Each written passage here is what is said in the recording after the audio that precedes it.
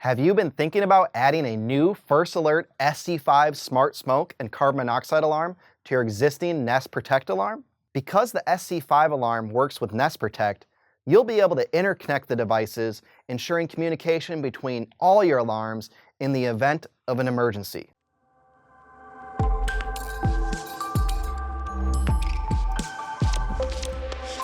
In this video, I'll walk you through how to link the SC5 alarm with your existing Nest Protect alarms using the First Alert and Google Home apps.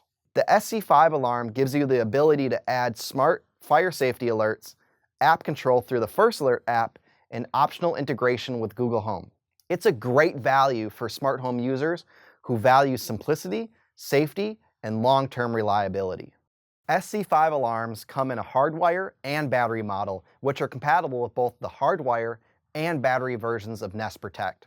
This means you can swap out a hardwire Nest alarm with the hardwire SC5 alarm, swap out a battery Nest alarm with the battery SC5 alarm, or even combine hardwire and battery models depending on the needs of your home.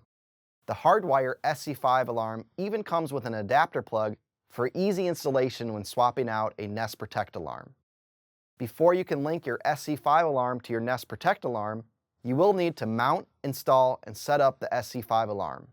For installation instructions, refer to the user manual or the videos, mount and install a First Alert SC5 hardwired smart smoke and carbon monoxide alarm, or mount and install a First Alert SC5 battery smart smoke and carbon monoxide alarm.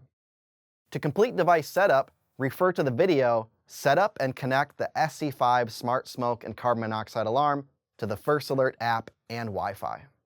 Now it's time to link the SC5 alarm to your existing Nest Protect alarm in the Google Home app. Chances are you use the Nest app to set up and manage your Nest Protect alarm. This means your Nest alarm is also visible in the Google Home app.